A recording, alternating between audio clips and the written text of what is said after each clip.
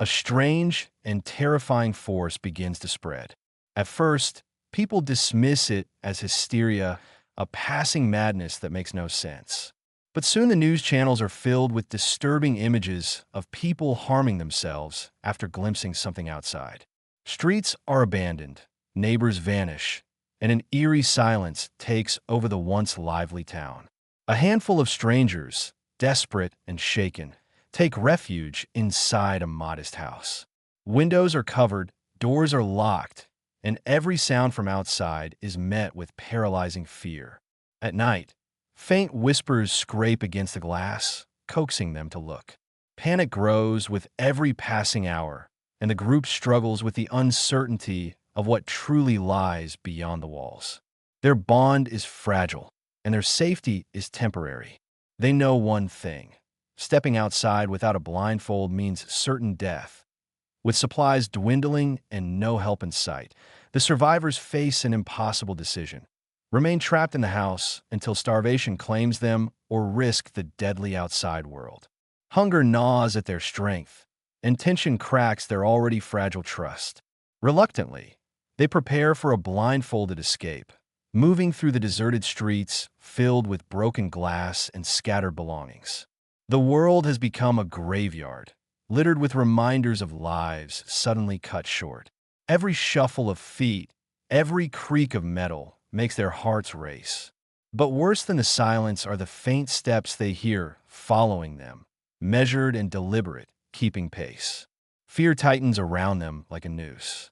They can't see who or what lurks nearby, only that they are not alone. For every block they cross, they risk more than just their lives. The creatures outside are patient, waiting for one mistake, one glance, to claim them forever. When they stumble across a man begging for safety, their fragile trust fractures. His trembling voice and desperate pleas spark heated arguments among the group. Should they let him in, or would doing so invite disaster? Against their instincts, they allow him to stay, believing kindness might save them. But kindness becomes their downfall. Strange behavior begins to surface: whispered conversations in the night, a strange fascination with the covered windows, and a growing insistence that they see the truth. The tension breaks when he rips away the blinds, forcing others to confront what lurks outside. Chaos erupts, and the sanctuary of the home becomes a slaughterhouse of screams and betrayal. The strangers who once clung together for survival now find themselves fighting against one another as paranoia and manipulation tear them apart. When dawn breaks, the group is forever changed.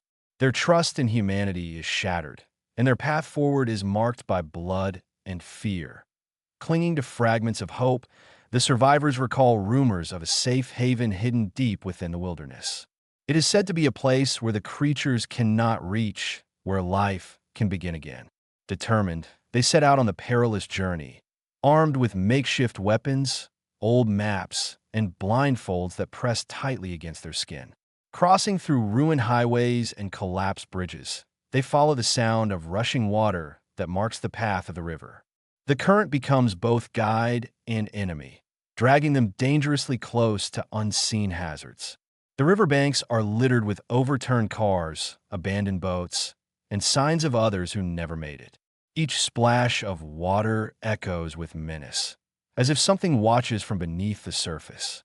Exhaustion weighs heavy, but they cannot stop. With every step, they feel closer to salvation, yet also closer to the darkness that trails behind them. As they push onward, a suffocating fog descends upon the land. It swallows sound and light, leaving them adrift in a world of gray silence. Their blindfolds press against damp skin, and every step feels like a stumble into the unknown. Whispers grow clearer now, seductive and cruel, promising safety, love, or release if only they would remove their coverings. Some hear the voices of family long gone, while others hear children crying or friends calling out for help. The weight of loss becomes unbearable, and temptation claws at their willpower. One survivor falters, slipping their blindfold for a fleeting moment, and in that instant, horror unfolds. Their scream is cut short, leaving only silence and the sound of something dragging across the foggy ground. The group realizes too late that the danger is not only around them, it is inside their minds, waiting for weakness. Trust fractures again, but the journey cannot stop that I in desperate need of shelter. The survivors find themselves drawn to an abandoned elementary school standing against the mist.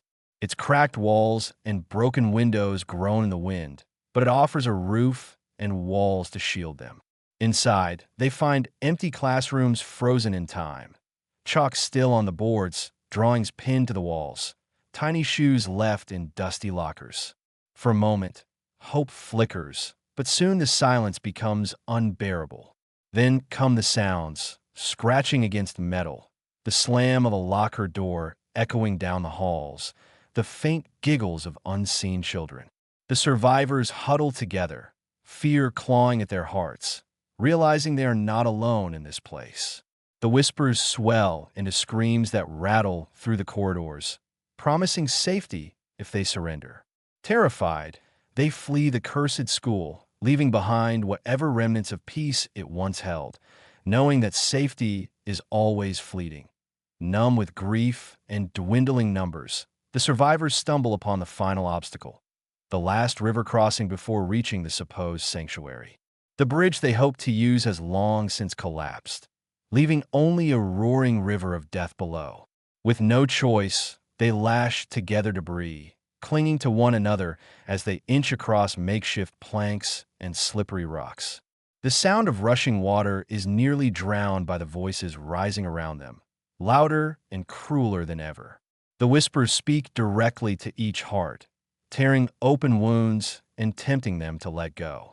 Blindfolds tremble as hands reach up to rip them away, but the others hold them back. Step by step, they inch across, battered by water, exhaustion, and the creature's relentless call. Each slip threatens to end them, but they push forward, driven by a fragile hope that sanctuary lies just ahead. Their fate hangs by a thread, like a tea last, battered and nearly broken. The survivors arrive at the sanctuary. Hidden behind high walls, it is a place where people live permanently in darkness, blindfolds replaced by a world built on trust and blindness. Relief floods their weary souls, and for the first time, they feel safe. Food, shelter, and warmth are offered freely, and the sounds of laughter echo through the compound. But soon unease creeps in. Questions go unanswered, and rules seem harsher than expected. Some whisper that the sanctuary has its own secrets, that perhaps the darkness outside has seeped into the hearts of those within. One survivor notices inconsistencies: locked rooms, hushed conversations, and guards who seem too intent on keeping people inside. Hope begins to twist into suspicion. Did they escape the monsters outside, or did they trade one nightmare for another? As the truth approaches, they realize survival may have only just begun.